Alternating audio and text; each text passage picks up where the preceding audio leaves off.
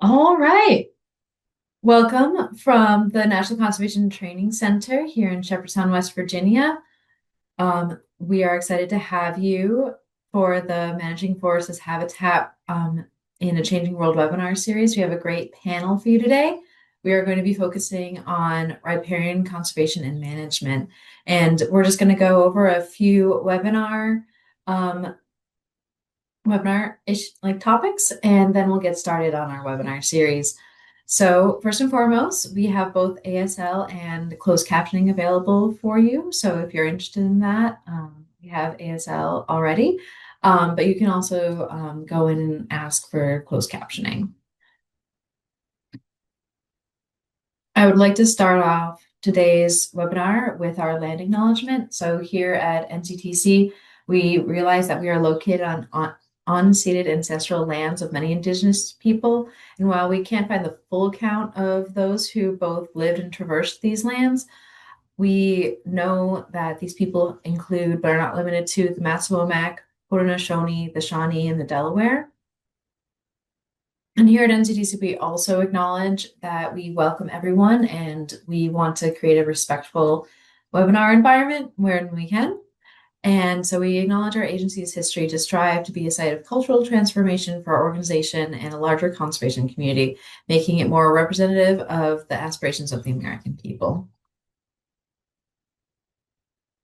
And there's a quick disclaimer that this product is for educational purposes, and the views, opinions, or positions expressed in this webinar series are those of the guest presenters and do not necessarily reflect the views, opinions, or positions of the U.S. Fish and Wildlife Center or Service or the Department of the Interior. Some of the materials and images may be protected by copyright or may be licensed us by third parties and are restricted in their use. Mentions of any product names, companies, web links, textbooks, or other references does not imply federal endorsement. With that being said, we will be adding some links to the chat for more reading if you're interested. And so we have lovely Lindsay who will be dropping those in the chat. So look out for them. So we are on air and we also are being recorded. This is live, and everyone is muted, but we do want to know where you are from and who you are. So if you want to introduce yourself in the chat, please go ahead. And so you can introduce yourself in the chat, but if you have any questions for our presenters, we'll have a half hour of questions at the end. And the important thing though is that you should be putting your questions into the Q&A box, which is you can see the box in the furthest right of the screen here. And so please put all of your questions in there. Those will be looked at and some of them will be answered during the webinar, but at the end of the webinar, we'll take quite a few of the questions and answer them at the end. So try and stump our presenters. It's always fun. And if you want the best way of viewing, there's two options. There's the speaker view and there's also the gallery. I've gone back and forth between the two, and I actually am liking the gallery view. I think that that's a really great way to be able to see all of our wonderful panelists, but you can switch between the two. It's your preference. But without further ado, I'll hand it over to our host, Danica, to talk more about the webinar series.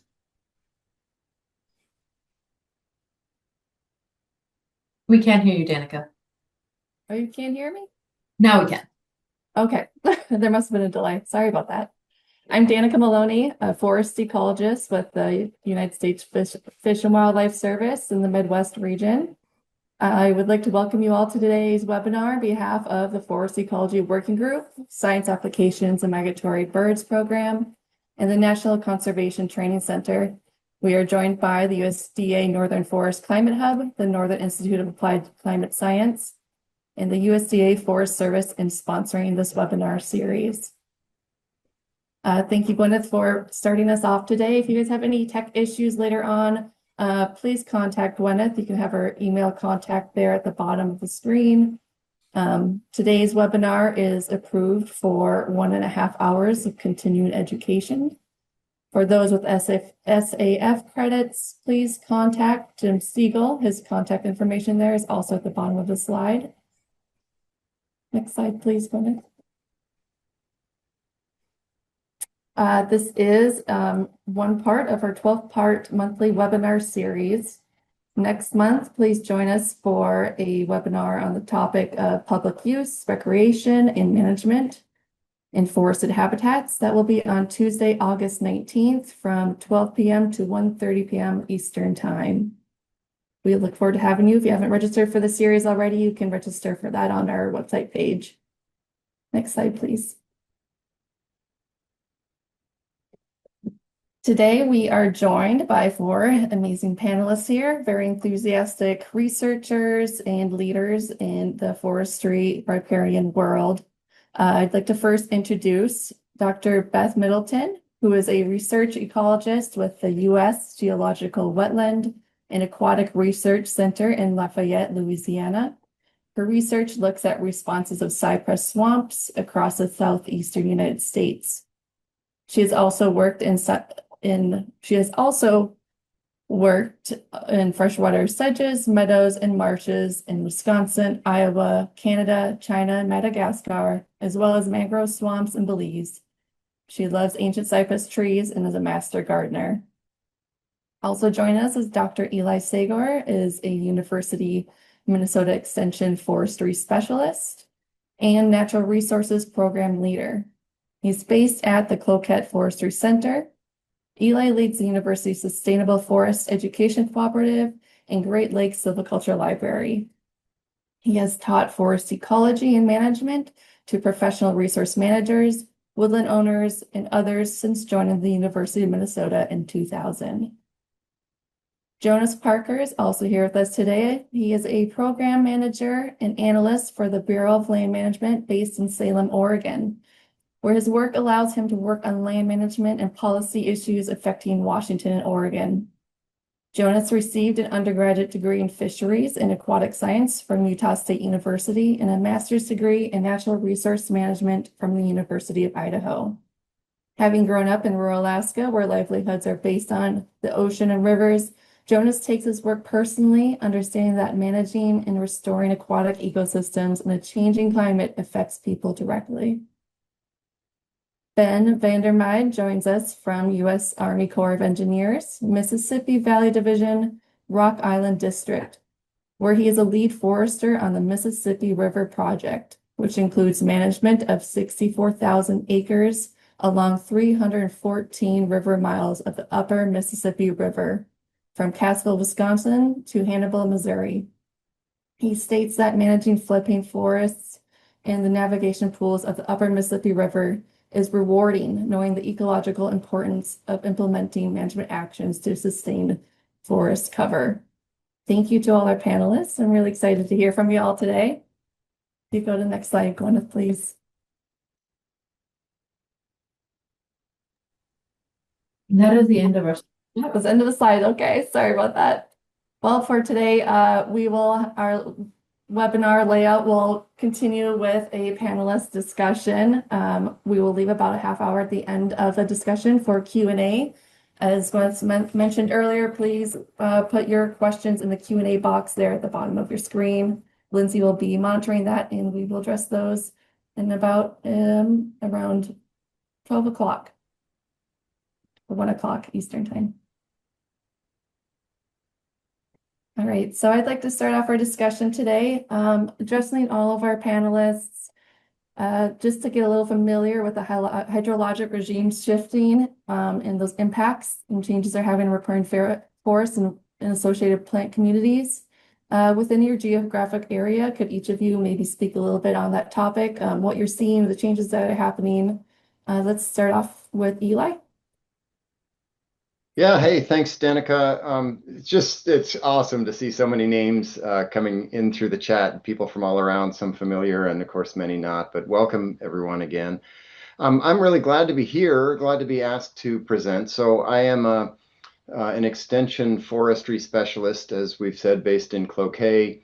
I'm not a hydrologist and I'm not a wildlife manager either, but I think I have something that I can contribute. And so the question was kind of about how hydrologic regimes are changing where I am. My work area is mostly northern Minnesota. That's where most of the forests are in this part of our state. And I can't give a super specific answer about how those regimes are changing because it's not my technical area. But what I can say is that as land managers and educators, what we're trying to do in supporting the work of natural resource managers is helping them to understand strategies they can use to mitigate or reduce risk associated with changing hydrological regimes. So one thing that I think it's safe to say is that we are seeing more rainfall falling in major events. So big bursts that create greater risks for things like soil erosion that can harm fish habitat, and a variety of other things. More storms. We just had a big blowdown event in north central Minnesota, the Bemidji area, if you're familiar with this part of the world. And so we think about, and we have developed as a state, a set of guidelines that can reduce risks of catastrophic damage to wildlife habitat and riparian resources, that, and tools we can use in forest management to reduce those. So Minnesota has a set of voluntary site level forest management guidelines. I think we've got a link to that resource for folks from other places who might want to. Yeah, there it is. Thanks, Lindsay, for posting that. For folks who might want to see how Minnesota has approached it. And I think we can do this. I clipped out, we don't have slides. This isn't a slide-based event, but I did want to just give you a flavor. I'm not going to go through what the details are because that's not what this is about. But this is a basic document that illustrates how we have thought about that. And in Minnesota, we focus on these RMZs, or riparian management zones. We have specific approaches and recommended guidelines and practices to maintain forest cover within these forest management zones adjacent to riparian areas. Again, I'm not going to get into the details. The link that Lindsay just posted gives you an opportunity to dig deeper if you want to. But you can see a little bit of a flavor here for what we're trying to do. Where you see, I assume you can see my cursor moving. I'm kind of looking at the slope diagram in the upper right. We have an RMZ, that's the riparian management zone. Timber harvesting is very much permitted and can be beneficial within that area to maintain a diversity of age classes and species. And then we have filter strips, which are designed to avoid all impact to soil. So we try to maintain undamaged vegetation within the filter strip. And those two basic strategies together, the riparian management zone and the filter strips, you can see there's a range of specific details of how those are implemented based on slope, steepness, and other considerations. Those all kind of go together into how our guidelines are constructed. Just one more example here. You can see at the lower left within the RMZ, residual trees, that vegetation that's left behind can be clumped, as you see on the left, or it can be more distributed evenly throughout the riparian management zone. I'm going to stop sharing there. That's probably all I wanted to share at this point. But here in Minnesota, again, our focus is on maintaining the ecological process and protecting the major habitat elements in riparian management zones and areas. And we've developed this voluntary set of guidelines to help practitioners to do that during forest management operations.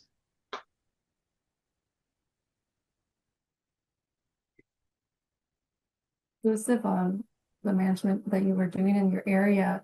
Ben, I kind of want to push it off to you, since you're also in the Midwest region, and maybe you can add a little bit to what Eli said there and what you're experiencing on your projects. Yeah, thank you. Hopefully everybody can hear me okay. So I work on the upper stretch of the Mississippi River. For those of you that haven't visited or experienced it, it is an excellent place to view a very complicated forest community system. With the hydrology on the upper Miss, we're dealing with the lineage of trees that existed pre-lock and dam and post-lock and dam, which is a little unique. Not all big rivers have such an expansive floodplain Big rivers have an expansive floodplain that have that inner lineage of genetic traits with trees. So there's zones that we still have trees sprinkled into the forest that were pre-lock and dam, which would be, for the upper Miss would be prior to the 1930s, and then we have next generation trees that exist intermingled and in discomplete areas that originally were not forested areas. So when the Corps of Engineers purchased a lot of the land to put in that system for navigation purposes, after the lock and dam system went in, a lot of land actually was formed because it took it from a riverine system and created into a series of pools that seasonally act like a riverine system. So it's a very interesting dynamic with thinking about hydrology and how those impacts are seasonally, and then also with the way that the groundwater table has shifted and how over time, 100 years, trees have persisted in certain zones of the floodplain, different islands and backwater areas. And then there's other locations where it's lineage of the genetic traits of trees that can persist in the wetland forests that we manage on the river. And then in recent times, the last 2 decades, in the last 20 years, as Eli was in the game, we've in the Midwest have gotten a very different rain event pattern that's been tracked and noticed and documented, where you have very large events, very rapid amount of rainfall in a short amount of time. The landscape is very different than it was. If you think back 100 years ago, it was very small farm oriented. You had pasture ground, you had crops other than row crops. It wasn't these large farms. Cities had different populations than they do now along the river. So stormwater retention is a different scenario. So we're getting massive rain events that were not the commonplace in the past. Within the last 20 years, they are more commonplace, and the water is reaching the Mississippi at a faster rate. So we have a narrow corridor that's experiencing heavier rainfall events on average, and it's getting into the system faster than it used to. And what that is equating to is quicker, well, I should say quicker, but faster bumps in river stage, and then the duration of which that high watered state extending into the growing season is more commonplace, meaning it's not just a normal spring pulse that would be 2 weeks to a month. At times we'll have prolonged high water where the tree roots are completely inundated quite a few months into the growing season.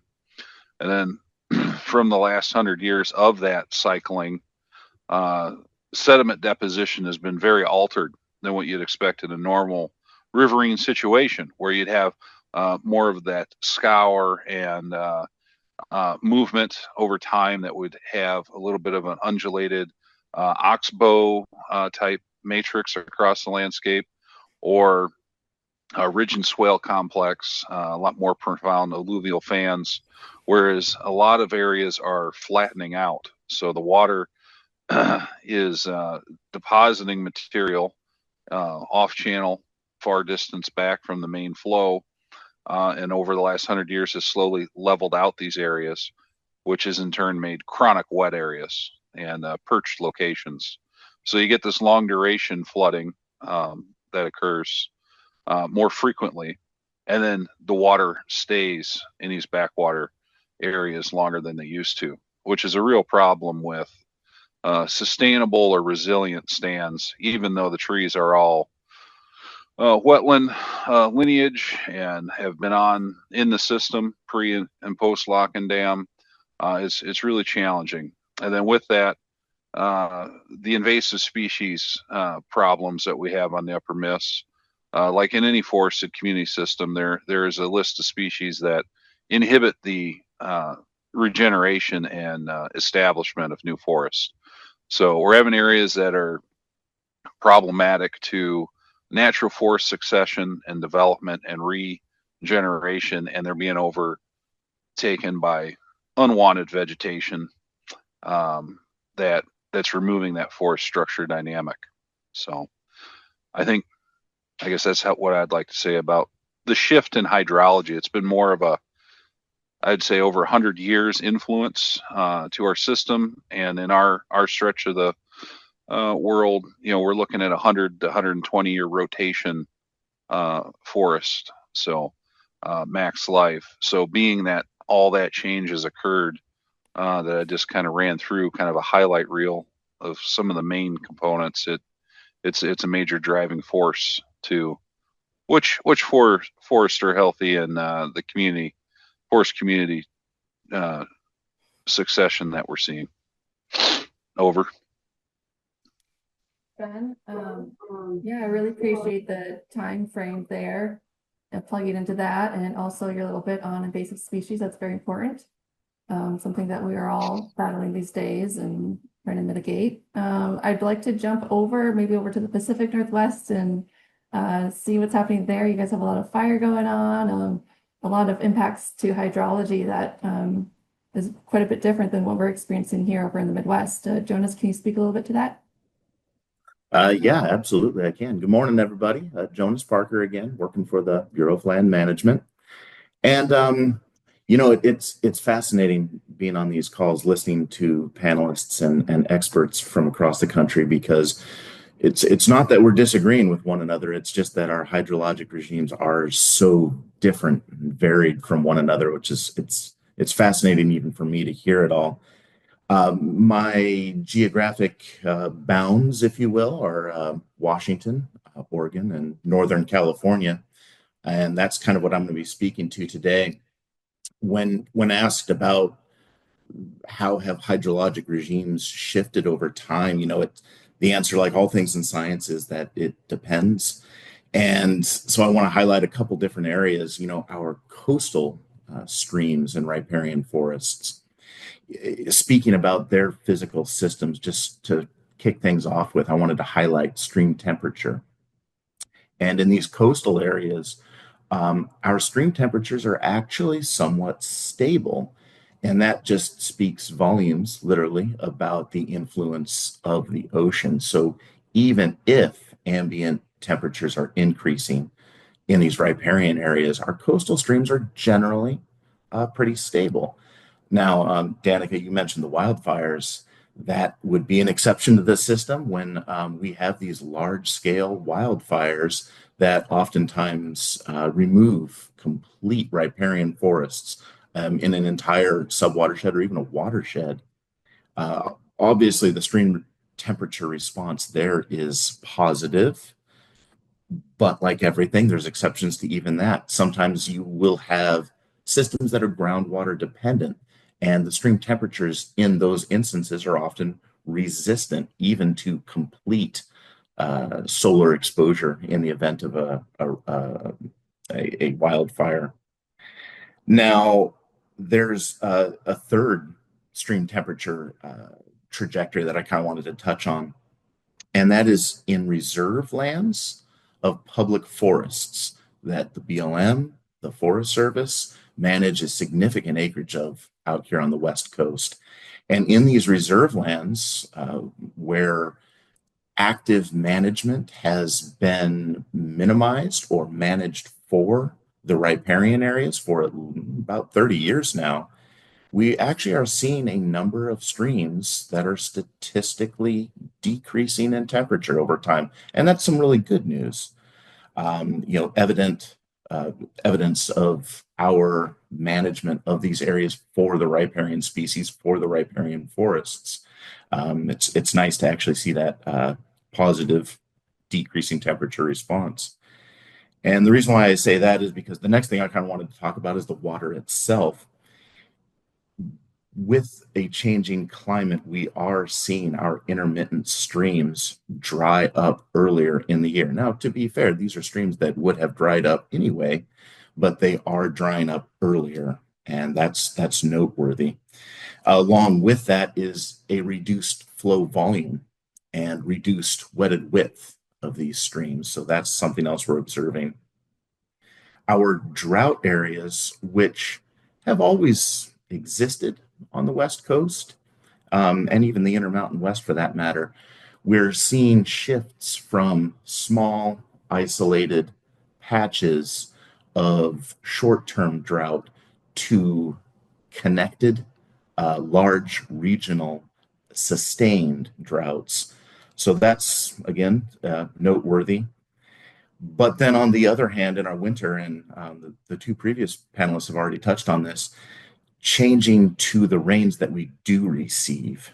We are seeing storm events in the winter come at an increasing frequency and an increasing magnitude. And those effects are even more evident in areas where historic snow dominated hydro regions are gradually shifting to rain dominated hydro regions. So another shift there. So as far as the actual impacts to riparian forest, we have a few things going on that I wanted to touch on. One, in those reserve lands, we have a riparian canopy cover that is in fact increasing. The exception being where they are burnt from a wildfire, of course. But yes, we are seeing more wildfires, larger wildfires, and it could be argued is that nature trying to return to a historic fire regime. Regardless, it is something that the people and the environments have not had the luxury of dealing with and reacting to for the better part of a century. And so our ecological systems, as well as our human communities, are changing with that changing fire regime. So let's see what else. There is another point that I wanted to talk about. That'll be my final point on this topic, and that is of in-channel structure.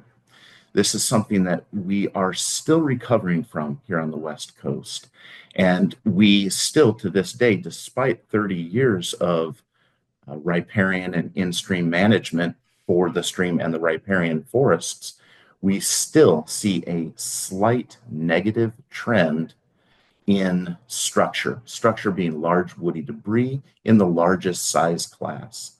And though that structure to the stream channel is important to stabilize streams, banks, and provide habitat for aquatic organisms, all of that is happening despite spending millions and millions of dollars and countless hours restoring these systems. But it is indicative of the damage sustained from historic land management, where these streams were often logged, used as roads, splash dammed, and a variety of other things that, again, these systems are still recovering from. So even though our riparian forests are getting bigger, taller, and older, they haven't reached that peak late seral condition where these large old growth trees start to die off, fall into the stream channel, and provide that habitat and structure. We haven't got there yet. I'll probably talk a little bit about that later, but that's still the goal. Obviously, we haven't got there yet, though. So that covers my hydrologic regime shifts.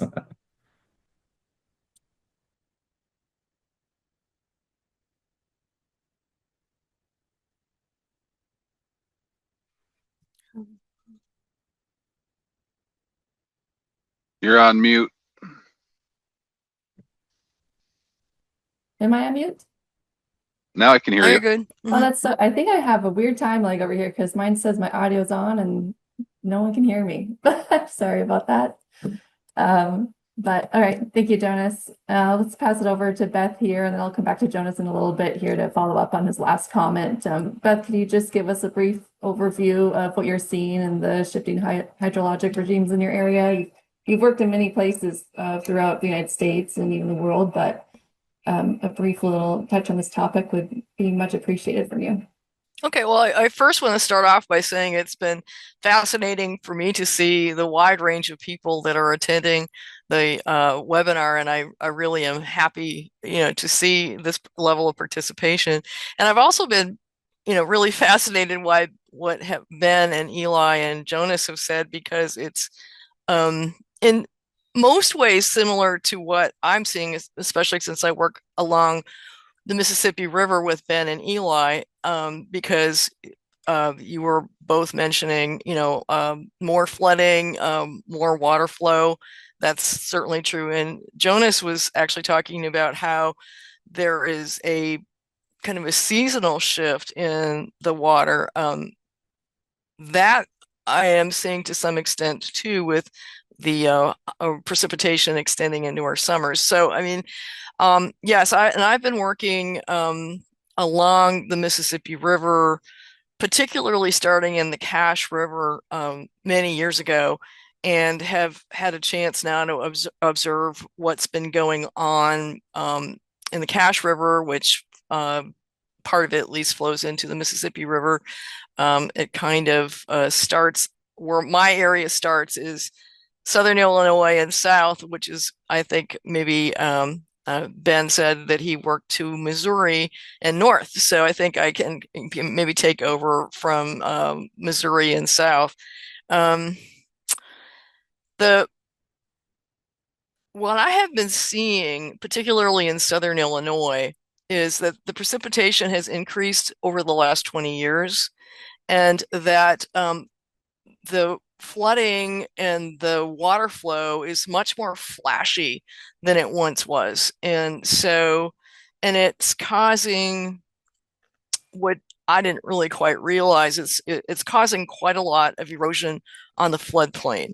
And I would not have known this, but when I shifted from working at Southern Illinois University to the U.S. Geological Survey in Louisiana at the Wetland and Aquatic Research Center, is that the elevations are actually going down in places like Southern Illinois, and there's a great deal of erosion happening within the swamps in the actual on the actual floodplain, which wasn't what I was expecting at all.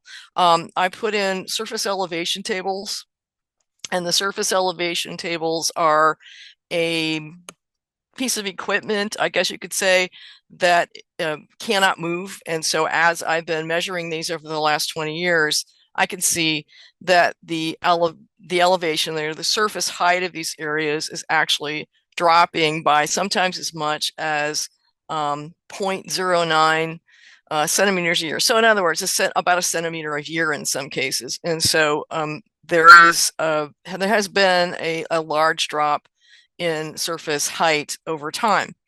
And so when you also have an increase of precipitation, what that means is that when you have water coming into these systems, it may wash through quickly, but it also seems to create a situation where there's flooding for a long period of time.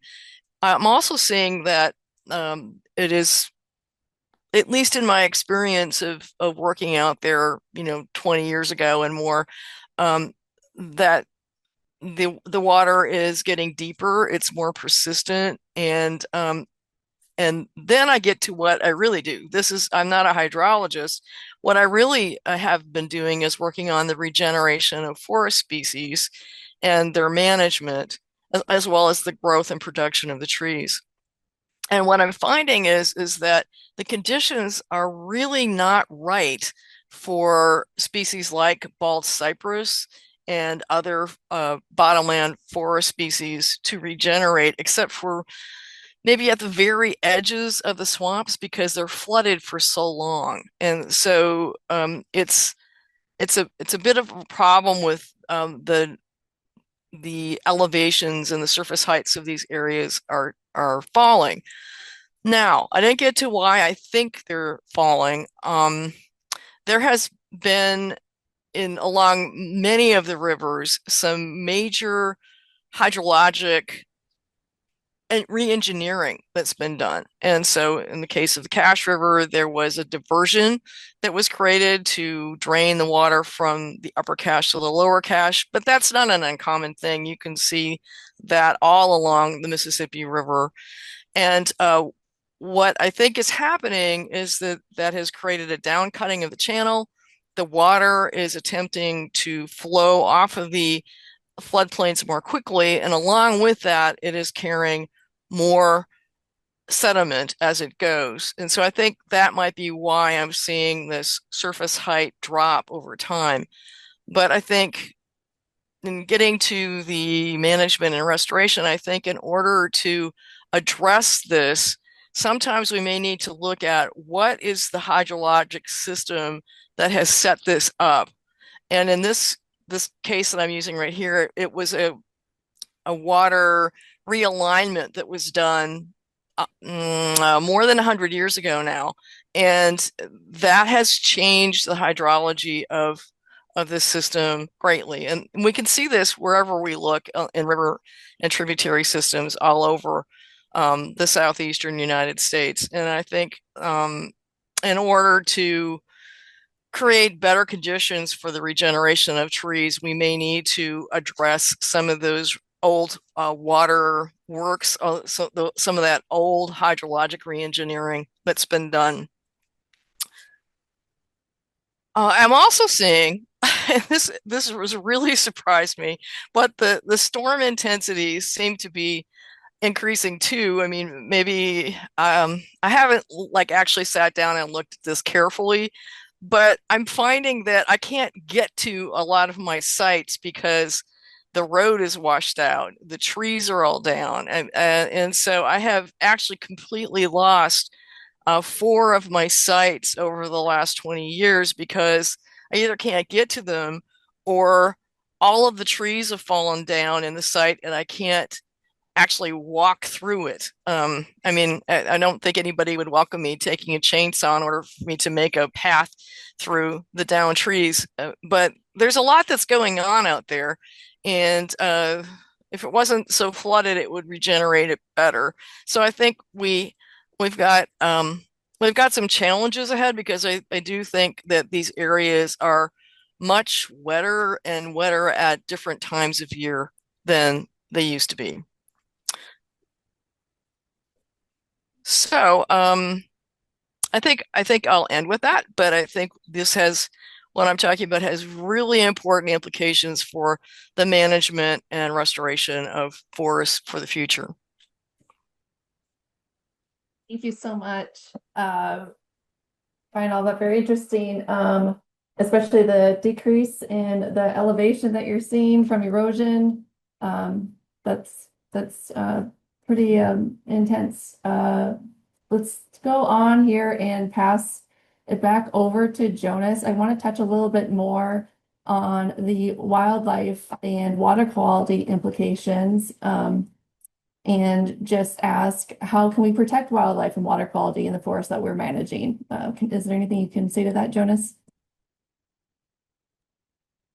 Yeah, definitely. So as far as the impacts to species, right?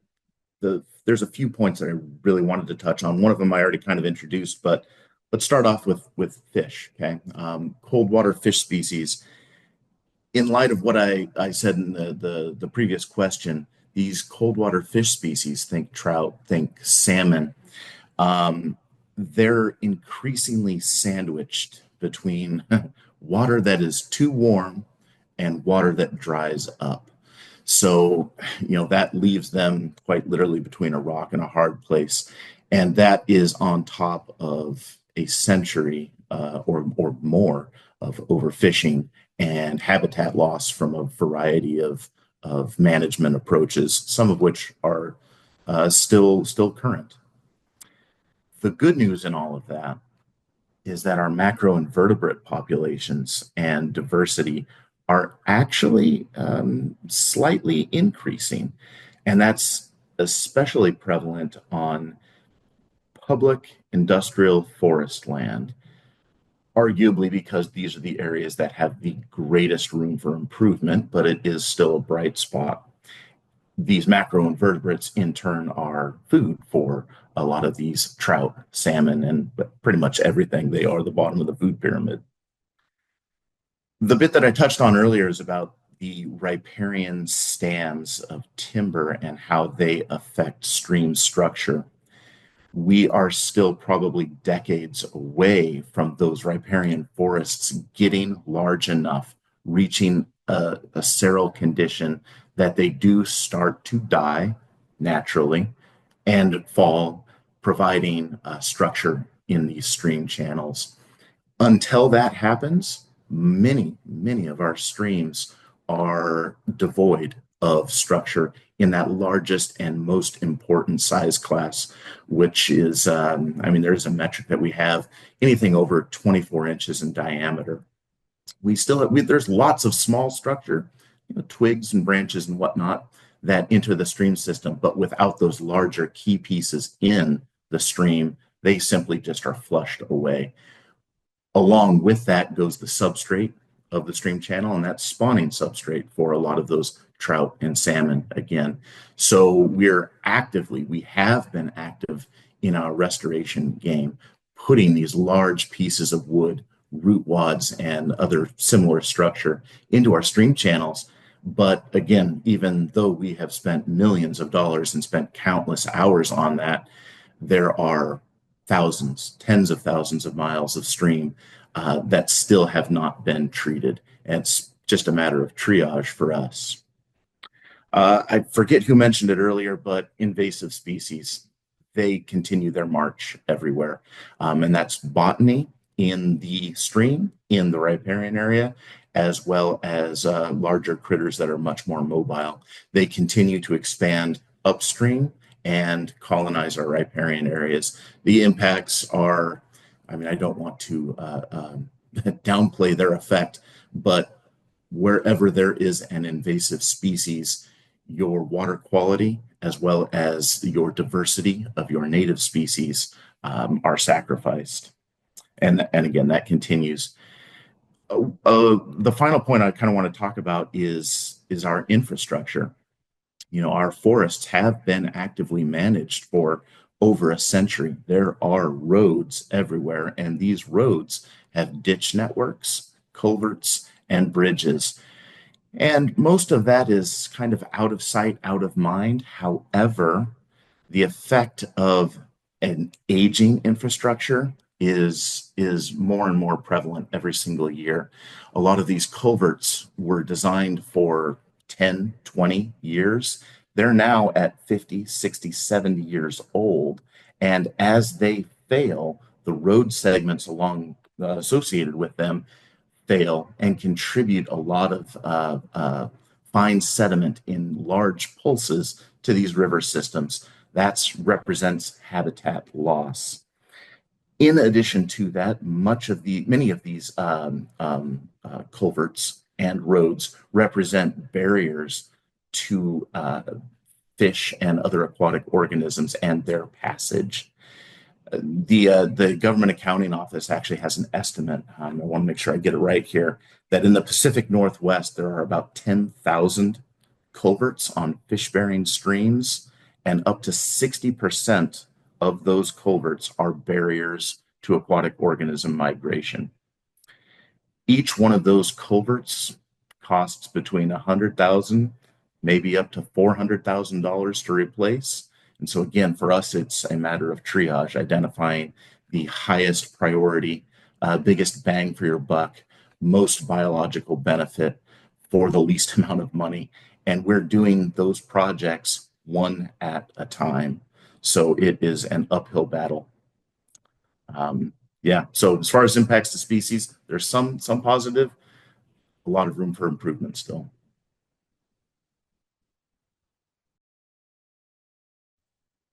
Can you guys hear me? My audio says it's not working. Good now? All right. Well, thank you so much.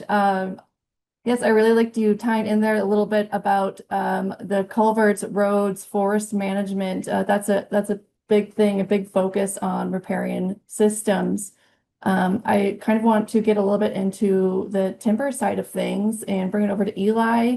See if you could touch on that. Jonas, brought up some concerns. Eli, how do we do treatments and timber harvest in riparian areas and create or maintain habitat for riparian species? Is there anything you can say to that? A little bit, again, with my big disclaimer that I'm not a wildlife person, so you all can correct me or redirect or whatever. But yeah, there's a lot. I mean, I think it's important to keep in mind that forest management activities really are the primary tool that we have, in many cases, the only tool that we have at any scale to manipulate, hopefully for the better, forested habitats in riparian areas. It's extremely costly. I think it was Jonas was talking about just the tremendous headwinds that we face as we try to do. I think you were talking, Jonas, about stream restorations. It's incredibly expensive. Um, Forest management operations typically pay for themselves through the sale of timber, and so they create certainly not perfect, but forest management activities enable us to do management of riparian habitats at scale when we otherwise would not be able to do that at all. So I say that again, not to say that timber harvesting and forest management are unequivocally or always good for riparian habitats. That is not the case. But in many cases, that's our only tool. So doing forest management better, doing the best job that we can do, is really a tremendous opportunity, and one that we want to lean in on to make sure that we are getting the greatest public value and public benefit, whether it's on private or public lands, to those management activities. So it's interesting. There's been just some great questions. I don't know if folks are watching the chat or not, but there's been a lot of good questions in the Q&A, and I've been posting some things in the chat, as others have as well. There are just a lot of trade-offs. And someone asked about beavers. Beavers, yes, it'd be fantastic to return beavers to, at least in my part of the country. Beavers were everywhere across northern Minnesota. They have not been extirpated. They still are everywhere, but I think it's safe to say in quite a bit lower population densities, maybe than they were historically. Someone asked, well, would that be good for hydrologic regimes? Would that be good for riparian habitats?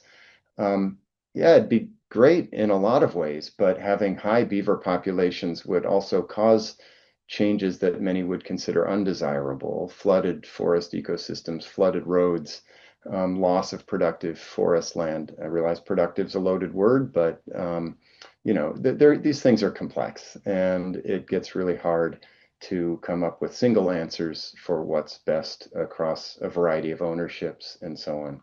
So, what I was talking about a little bit earlier about Minnesota's forest management guidelines reflects, I think it's safe to say, the best effort that could be made by a representative group of a number of different stakeholders: the wood products industry, ecologists, plant and aquatic ecologists, and a wide variety of other stakeholder groups, to create guidelines, not laws or regulations, but voluntary guidelines to guide or to inform, a reasonable balance among the many different interests and potential outcomes of those forest management activities.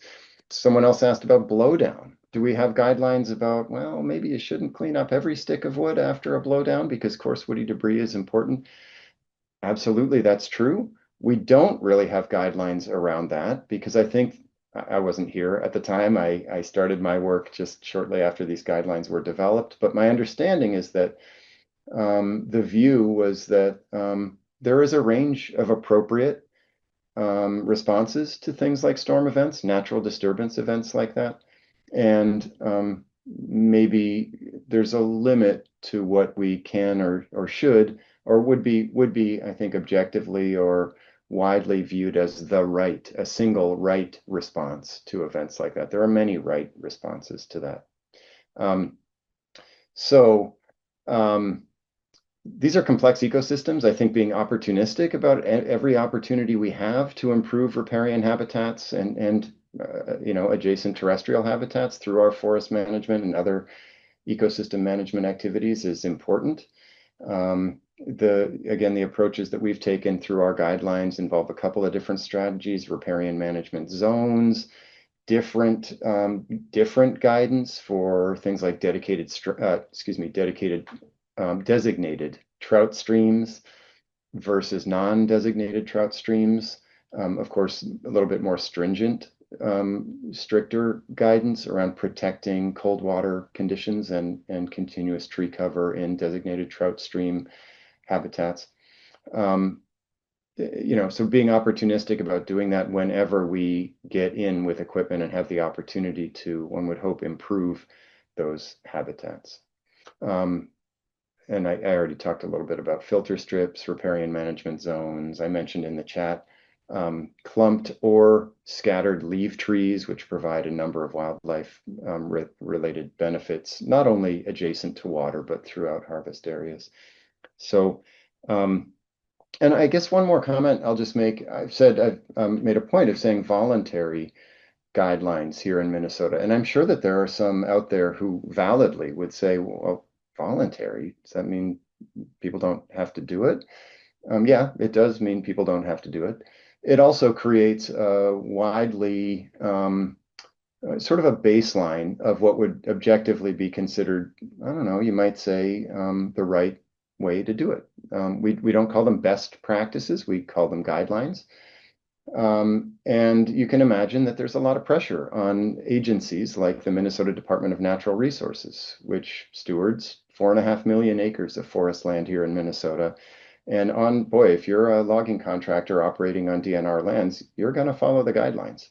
They might be voluntary, but not on state lands and not on other lands that are third-party certified, which is the great majority of Minnesota's forest lands. So even voluntary guidance, like I've been describing, has some teeth to it and can create a cascade of policies that make the adoption of those voluntary guidelines kind of not quite as voluntary as you might think. Now, on private lands, private family forest lands, which account for about a third of our forested land base, that may be a little different. There may be a wider range of approaches taken to implementing those guidelines. But again, those voluntary and regulatory approaches can be quite effective. Certainly they're in place in other parts of the country and in other places too. But for us here in Minnesota, this has been the approach that we've adopted, and monitoring results suggest that it's going pretty well so far. I'll leave it at that. Great, Eli, thank you. Yes, I really liked you emphasizing the complexity of these systems. The work that we do to manage them is also very complex. You mentioned the regulations, funding time as far as like time of our experience with these systems, and just as well as the time it takes to manage them, the resources for all that. We only have a few minutes left here. I want to give about 5 minutes over to Ben, and I'd like him to talk a little bit about his Mississippi River restoration and the successes and lessons learned of that project, or any other management activities been working on in that area. I know it's pretty extensive. He's a lead forester over there. And let's hear a little bit from you. We only have about 5 minutes, 6, 7 minutes here before we turn it over to Q&A. So if you could send us off here, Ben, that would be great. Yep, very good. I'll try to be as brief as I can. Yeah, an example I have is some work that we've done on Grant Island. It's in Pool 14, which those that are familiar with the Midwest, it's in the just upstream of the Quad City area. So the island has a very common theme that a lot of the forests on the Mississippi in this stretch of the river have, which is a very dense, thick overstory. For those of you that like the numbers, it's over 200 basal area, close to 200 trees per acre. Your average diameter is 15 inch. So we're talking very big, very dense stands of trees. Anything coming up underneath that canopy really doesn't put on good form and growth. It's stressed out and suppressed. It's never going to recover and make it to the canopy. So we've over a lot of years and a lot of different thinning treatment approaches, we have found going in and cutting in the sense of patch cuts or clear cuts has not been as effective because of the invasive species we have in this system paired with the flooding regime we're dealing with. So you're getting water at the wrong time in tiny little pockets that just really aren't providing adequate conditions for natural recruitment.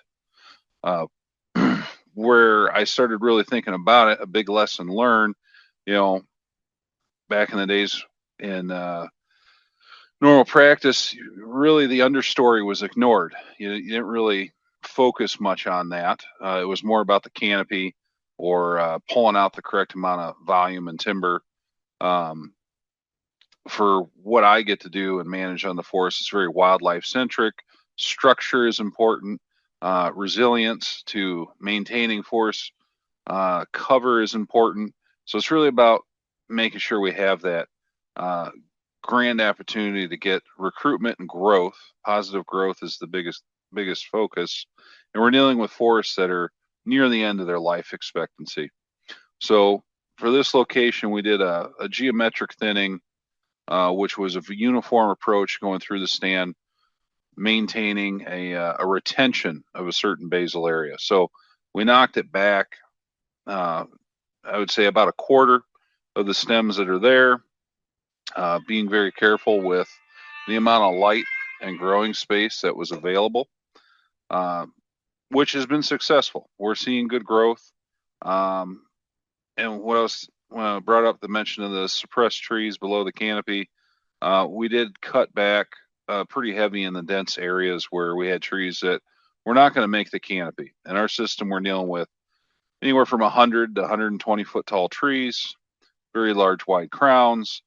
We're trying to reduce that canopy just enough to promote new growth and development, but not open it up so much that we introduce full sunlight continuously, which is very favorable to our invasives that prohibit tree development. So it's a very delicate balance, as in all forest management, getting that correct light condition to achieve the response you're looking for with growth and development. And then we also took the opportunity to underplant with a large containerized stock. I know a lot of forest management actions across the country don't utilize a lot of planting on the Upper Miss River. We have issues with the flood regime not allowing a proper cycle for certain species, especially hard mass species. So a lot of times in areas that are suited for hard mass in the floodplain, we'll incorporate planting efforts just because of the timing of year and hydrology is not very promotion driven toward natural recruitment.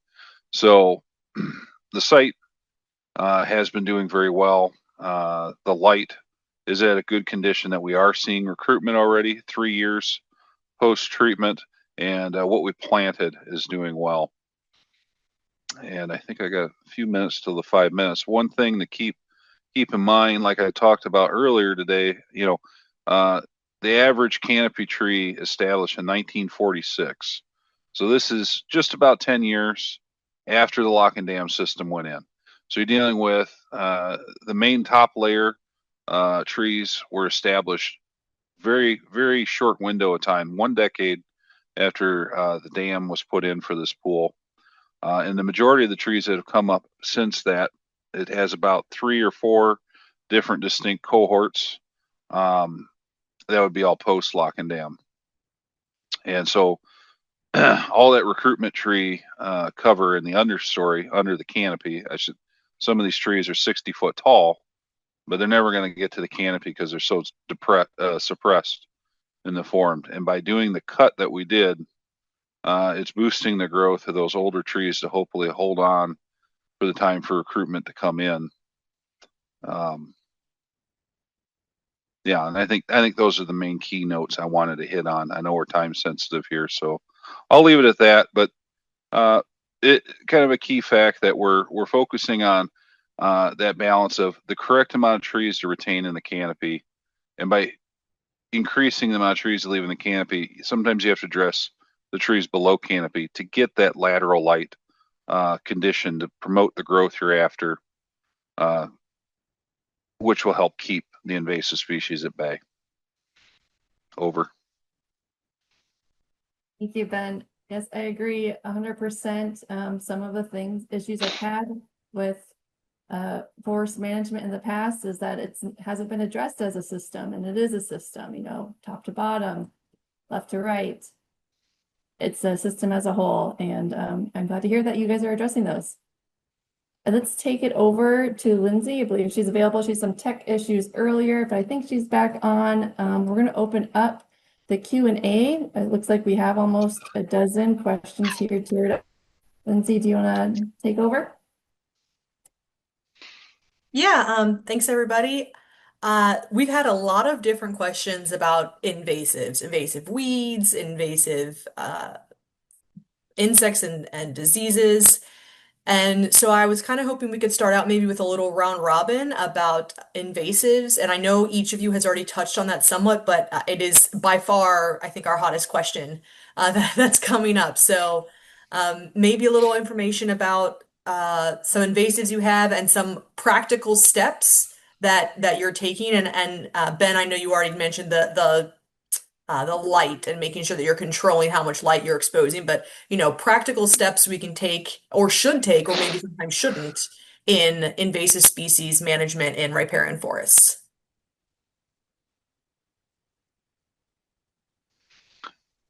Yeah, I don't know with the round robin who goes first, but You do. reed canary grass.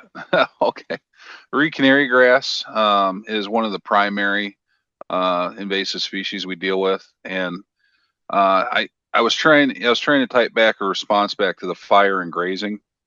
I don't think it's successfully posted, but I saw there was a question in there about that.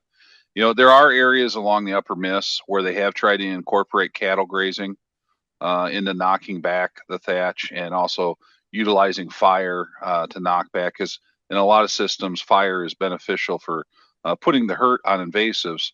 But both grazing and fire for the species that we primarily deal with in my areas, it just kind of helps it outgrow to the next season.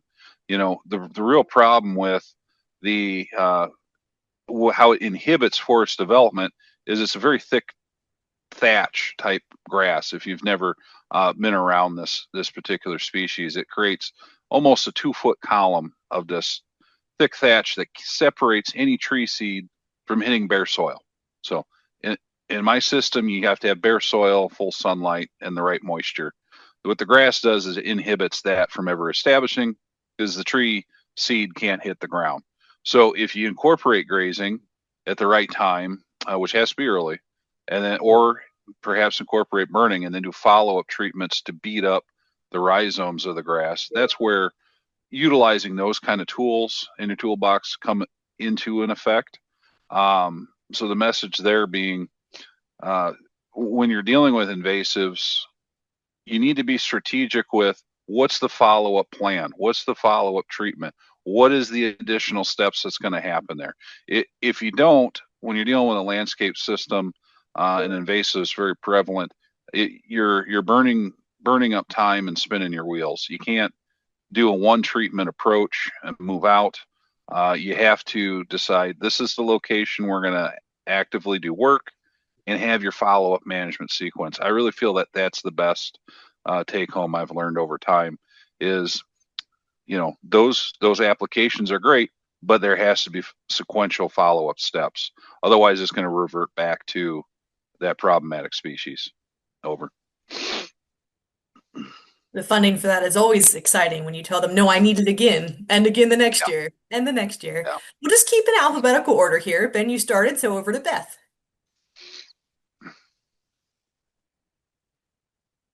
You are still muted.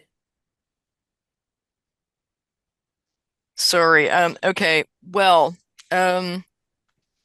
I did a survey among the Fish and Wildlife Service managers, well, Park Service managers too, that I work with, which are actually a lot because I work all over the southeastern United States. And I asked them what the invasive species in their cypress swamps and bottomland hardwood forests were that bothered them the most. And the answer I got was kind of interesting, because the people in the northern part of the Mississippi River alluvial valley said that they really, really hated Johnson grass. Now, I agree. I hate Johnson grass. And then, but farther south, the big contender was Chinese tallow. And what we do when we're working in the south, in the far south, is we see a Chinese tallow, and if it's small, we just pull it out. And so I don't know that, but I have seen that in some of the places that we have worked for a long time, there's really not any Chinese tallow around anymore. So, I mean, I know that's not a management technique, and I'm Kind of making a little bit of humor here because it's so hard to get rid of invasives once they're there. And so uh, those are the main things I wanted to say. I wanted to add that for those of you who are in the north, we also have now found purple loosestrife, Lithorum salicaria, at the very end of the freshwater part of the Mississippi River, which is much to my shock because I used to battle it when I lived in Wisconsin and Minnesota. So some of these invasive species get around, and I don't know where they are and how to get rid of them. But just those are some of my observations about the Mississippi River, Alluvial Valley, and what people hate the most. Eli, we got a real front half of the alphabet load here. Yeah, it's funny. I was just kind of looking and trying to do the alphabetical math. Didn't know there was going to be a test. That's right. Back to kindergarten again. Um, what are the biggest species? I don't honestly, I don't know. I think depending on how you think about that, you might decide that this species or that other species might be a bigger priority or driver of management attention and resources. I can say that what we're trying to do here in Minnesota, and I'm just thrilled with the work that several members of my extension forestry team and other natural resources team are working on, is a more general approach rather than a single species focus, but a general approach to mobilizing people across the landscape and across our communities to be actively watching, noticing what they're seeing when they're out walking with their dog or in their favorite state park or wherever it might be, and then reporting the species that they see on platforms like iNaturalist, EdMaps. Some viewers, I'm sure, are familiar with EdMaps, and other platforms as well. And then people like Angie Gupta on our University of Minnesota Extension Forestry team, Anna Stockstad, who was on this call earlier, may still be here, Emily Dombeck, and others are building relationships kind of behind the scenes with agency partners who are watching those platforms, who get notified and alerted when certain species that have been identified as major early detection threats are posted. When those species are posted, they send out volunteers, they send out early triage teams, and really they've focused their efforts on those highest priority species. Beth just made a good point. I mean, the costs associated with these treatments are really, really high. And Ben's point, I almost put in the chat, completely agree about the need for just about all of these treatments to be year after year after year, or at least repeated, maybe not forever, but many times over. And I think we could talk all day and have a really valuable debate about how we should think about invasive species. And, are they always to be eradicated? Are they forms of novel vegetation or parts of novel communities? We have changed the world that we live in so many ways. I think there are, again, a wide variety of valid perspectives around all of these issues. I can say that in Minnesota, primarily, at least in the forestry community, we're thinking about these things mainly in the ways that we can manage them to maintain ecological process, to maintain the attributes of these communities that we really want to see. So productive, healthy, resilient, diverse forest ecosystems. And maybe we can have systems that are all of those things and also contain some buckthorn or some garlic mustard or other species that we might not have seen there a couple hundred years ago. And Eli, when you focus on the process and the overall Yeah, forest health, if that means that there are likely to be some losers, we're talking about ash, and at this point, it doesn't look promising. right. Does that involve maybe introducing off-site species to replace or act as a surrogate for those functions? Yeah, our partners at NIAX, the Northern Institute of Applied Climate Science, have done some really great work around assisted migration and creating more sophisticated language to differentiate among things like assisted range expansion. So Lindsay, when you talk about off-site vegetation, it's one thing to move a species from just outside its range. It's another to move it across an ocean. And I think as we begin to implement these things at scale, beyond experimental scale, we need more sophisticated language and thinking about what are the risks? Which risks are we comfortable with? Which risks might we really not like, but it's better than the alternative? And it's awful. We're facing a terrible situation now where our ash-dominated species our ash-dominated ecosystems are very likely to be severely impacted, which is going to cause dramatic cascading ecological effects across 1 million acres of northern Minnesota. And so we're facing difficult challenges, and we might, those challenges might lead us to make decisions we wish we didn't have to make.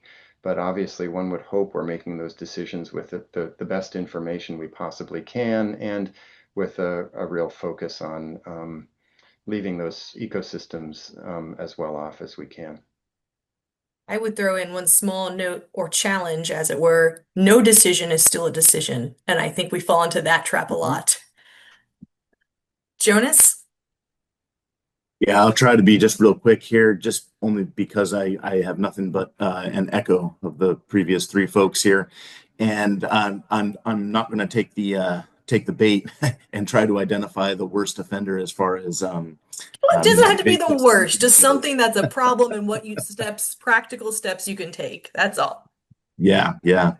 I think the best thing that we can do as land managers is adopt a strong offense against these species, and that's whether it's in the riparian areas, whether they are shrubs, whether they are trees, whether they are pests, whether they're in the stream channel themselves, fish or microorganisms, because we have invasives in all of those categories.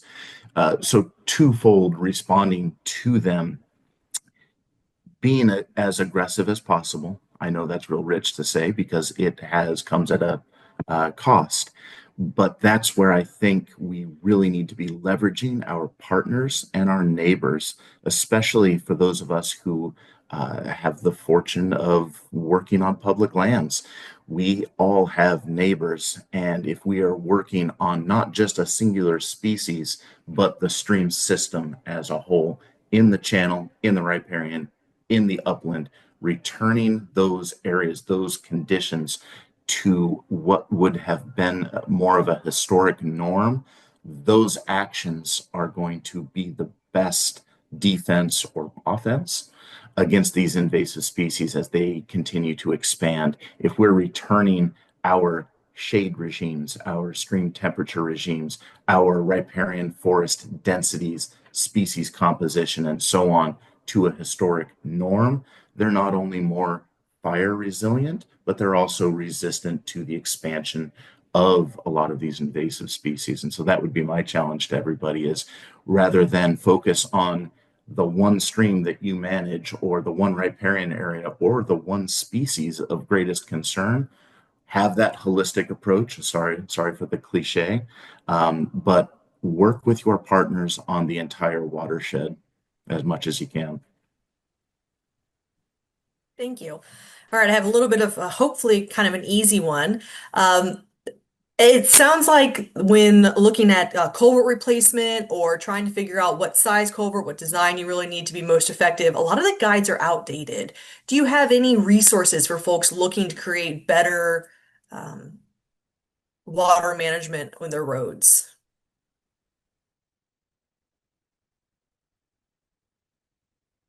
Yeah. Sure, I'll jump in. I Maybe you can guess you go can't see that I'm pointing here. down where you are in your box. Yeah. Oftentimes, we have permits and guidance that specify for us. Usually, that is looking at the 100-year flow event. That's very costly, and there are exceptions to that rule. Emergencies come up a lot when we're working in an area where there has been a flood, a debris flow, or a wildfire, oftentimes we are permitted under emergency consultation to install things that are smaller diameter with the hope that eventually we can replace it with something larger and more substantial.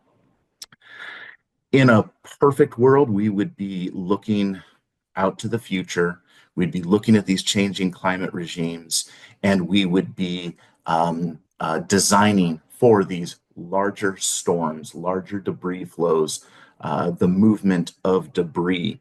And in the case of at least wildfire or burnt watershed systems, there's a lot of literature that points to stream flow response post fire in the plus 25%. So whatever your flow, whatever your width was before the fire, add 25%.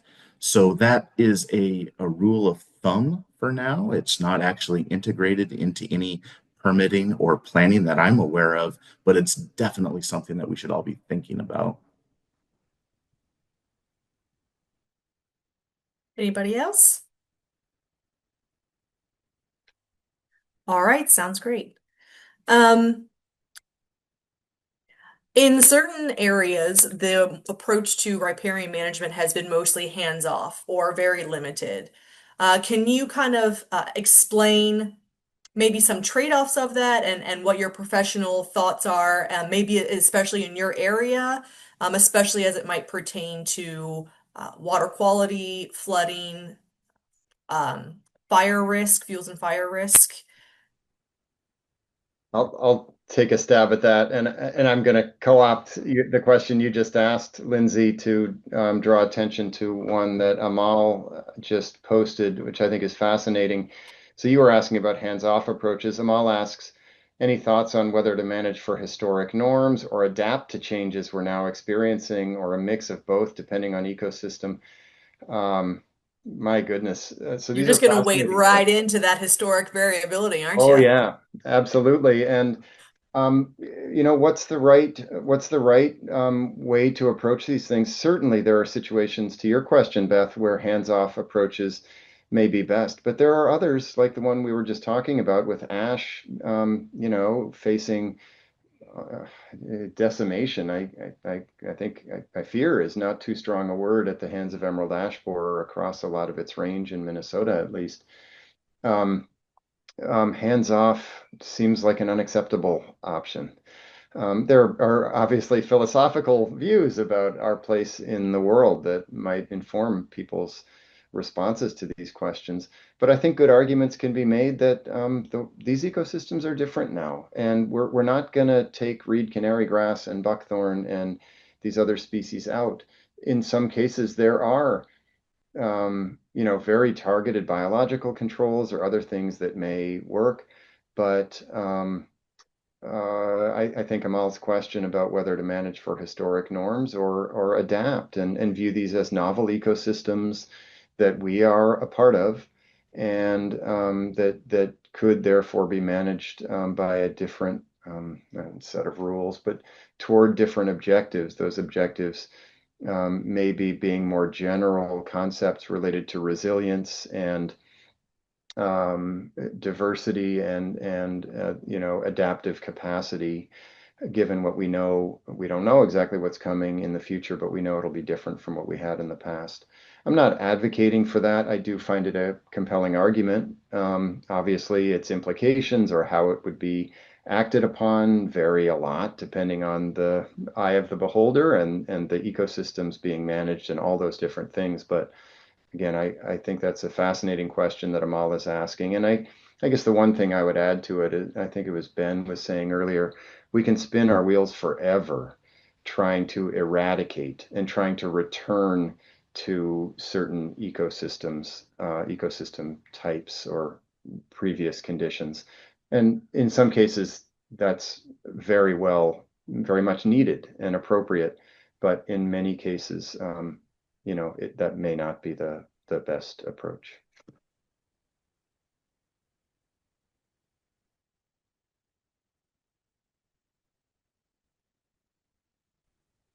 Ben? Yeah, I can add to the whether or not to manage or not manage in the riparian area. I I'm definitely more in the management side of approach.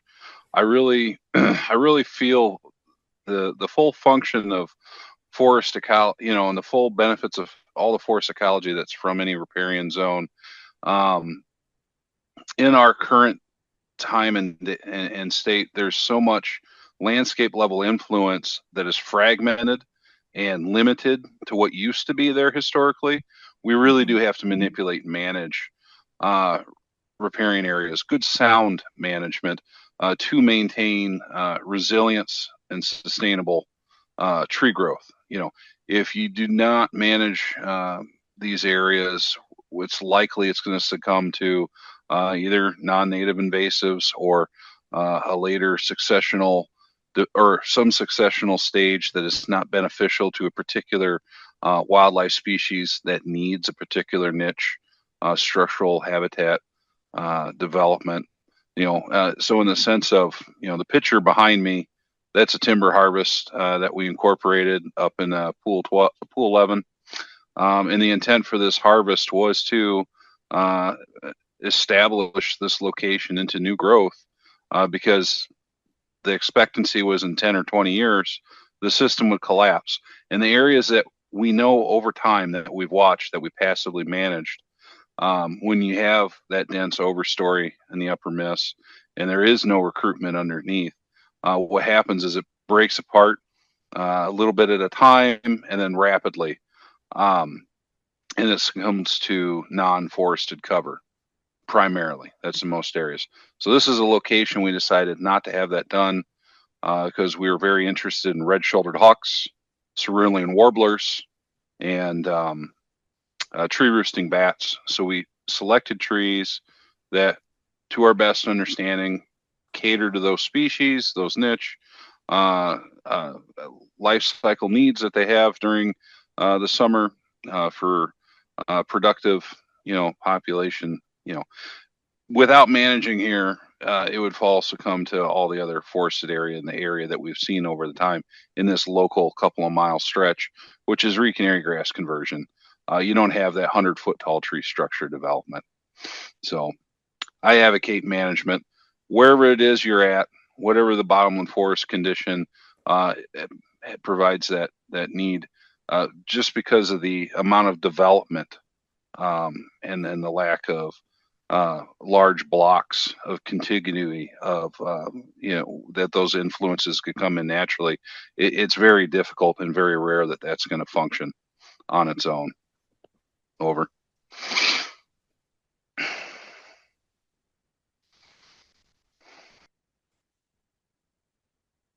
Beth, you are unmuted. Did you want to answer this? Yes, there's been a lot of really intriguing things here. And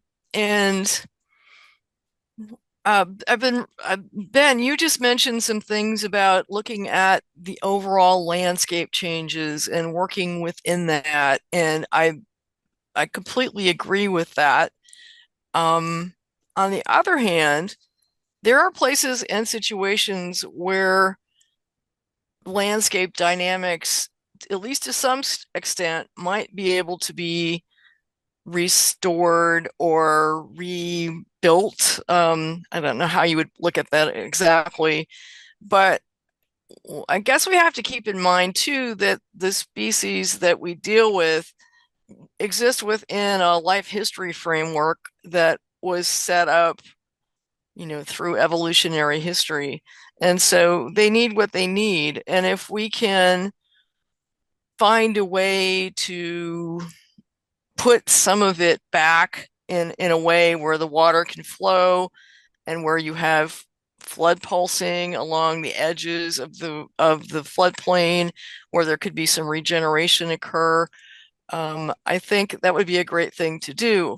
Having said that, there are always a number of stakeholders with very conflicting, different anyway, needs and desires for what happens to that piece of land. And to get people to agree across a region about what is going to be best for the land and also for their own interests is very difficult.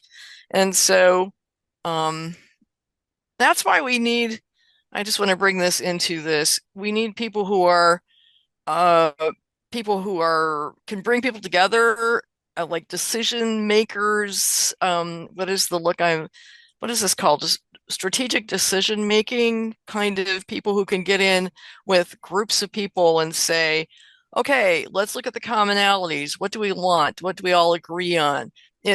And really try to move forward into making landscapes and floodplain or forests in general places that are good for wildlife and that can exist within the framework of the people that live in these communities is very difficult, but I think very important. And to be successful, I think we need to look at all of that at the same time. And who can do that? I don't know. But we need people who have those kind of abilities to bring the discussion together. Thanks so much for that, Beth. I'm trying to fight my base instinct to squeeze in another question, but I think that's a bad plan. I'm just going to imagine Jim Siegel frowning at me. So Danica, if you want to go ahead and wrap us up. Making sure you can hear me again. All right, I got the green bar there. Yes, those are some great questions. I've been, reading in and monitoring the webinar chat. Very interesting. I had a little takeaway. I wanted to end our day and a question for some of our panelists here, and I'm not sure if we're going to have time for it, but someone did comment on something I was going to bring up at the end of the day here. And in the chat, someone said, BMP, we need to get beyond preaching BMPs. And I agree with you. We do have to do that. But I also agree with what Eli added to that chat in response was BMPs and general guidance provide a valuable baseline.